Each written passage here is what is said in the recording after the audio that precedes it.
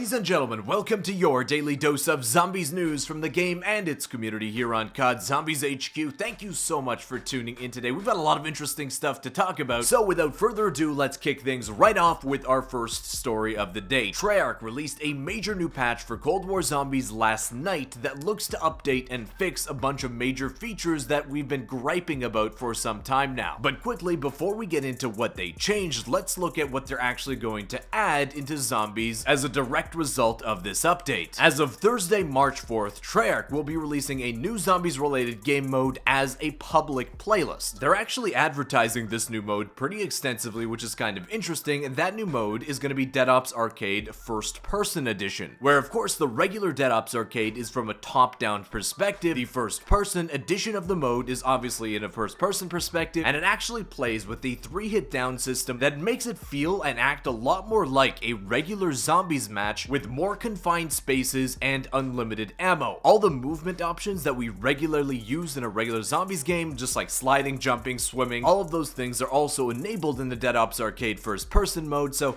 it does kind of almost feel like a new Zombies experience. I'm not a big Dead Ops Arcade fan, seeing how its controls on PC are a little wonky. Definitely recommend giving Dead Ops Arcade First Person a shot, as it feels like an entirely new game almost. And of course, if you want some more people to play it with you, it will be available as a public Zombies playlist beginning on Thursday. Okay, now let's look at what they actually changed in the Zombies mode as a result of this update. First off, if you've been one of the people experiencing a multitude of crashing issues in the Outbreak mode, specifically on the consoles, Treyarch did implement some fixes that looks to actually stabilize the mode, with a specific crash being related to the Megaton boss zombie for the elimination objective. About that boss zombie elimination objective in the Outbreak mode, Treyarch actually is going to make it a little bit more difficult as a result of this update, saying, the eliminate objective no longer removes additional enemies between the high value jumps to better balance difficulty with other Outbreak objectives. So before, when you took down a third of a chunk of a boss zombie's health for that eliminate objective, the boss zombie would fly up in the air and go to another nearby location. Normally, there would be a bunch of zombies spawning between your current location and the new location of the boss, but for whatever reason, Treyarch had that disabled before this update. Now, after this update, a bunch of zombies will end up spawning between you and the actual new location of the boss,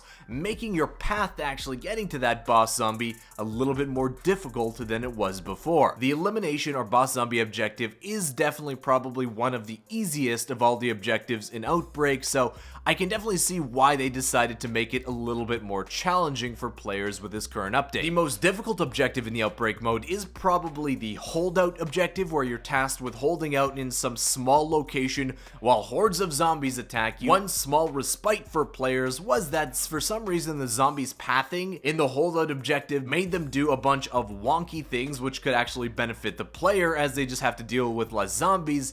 But of course, Treyarch is looking into that as it was a glitch, saying they've addressed an issue with zombies pausing or pathing incorrectly to the Holdout objective. So with that fix, we don't really have the benefit of the doubt of zombies just pathing randomly away from the Holdout objective anymore, meaning you're going to be facing even more zombies during your holdouts, which emphasizes even more making sure you guys have a death machine or ring of fire ready to rock when you enter those Holdout objectives in the future. Next up, Treyarch says they've addressed an issue where the Kranzny Soldat, that's the Panzer's flamethrower attack, would not deal damage under certain circumstances. So for whatever reason, if you weren't being damaged by the flamethrower attack of the Panzer, Treyarch has now fixed that to make that boss even more deadly than it was before. Next, Treyarch says they've addressed an issue where the flashlight would stay on after spectating during the Holdout objective, so that you're not blinded by the light anymore. If you end up going down and out during the Holdout objective, your flashlight will now actually have an off switch. Hoorah. And in a huge hallelujah moment, a fix that I know myself and a lot of other players were all waiting for. It has to do with Juggernog and the ray gun destroying all armor off the bat if you take self-inflicted damage.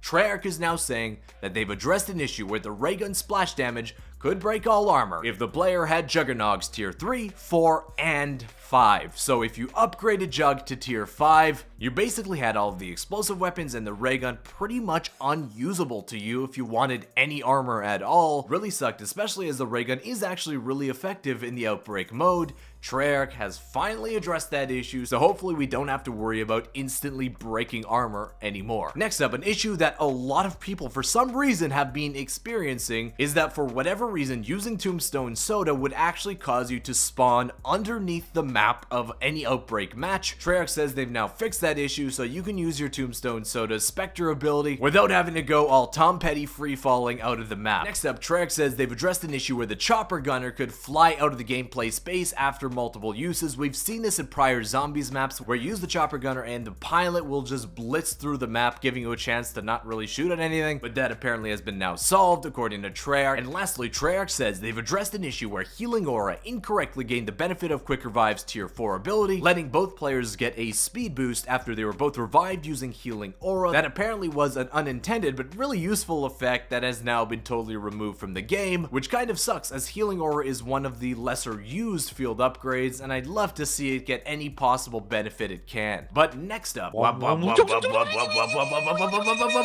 Treyarch is now teasing that tier 5 and everything new we have to unlock in the skill section in the Zombies menu isn't actually as good as it's gonna get, and that they're gonna be adding even more stuff for Zombies players to unlock in the future. We know this because the official Treyarch Twitch account was actually talking in the chat of fellow Zombies YouTuber JCBackfire, where they said this very tongue-in-cheek: it would probably be insane if we added even more stuff to unlock after this season, right?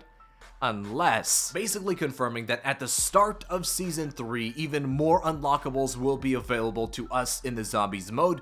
We don't know whether that'll take the form of like a tiers 6, 7, and 8, something like that, just piling on the tiers onto the already established skills and perks that we can already upgrade, maybe making them cost even more flawless Ethereum crystals, thus giving even the most experienced Zombies players even more to actually grind and work towards to becoming the overpowered monster of a zombie slayer that we can be in this game as a result of the skill upgrades. It could also be referring to them adding new perks and field upgrades into the game with Season 3. We don't have any leads on what new field upgrades they could be thinking of adding. We do have leads on what new perks they could be adding into the game, with perks like Double Tap Root Beer and PhD referenced in the game files just like Tombstone Soda was before it released, so it's likely we'll be seeing those two perks, PhD and Double Tap Root Beer, added into the game sometime in the future, and odds are it'll be one of those two that'll make its addition at the beginning of Season 3. Next up, one of the known Easter eggs that we found in the Outbreak mode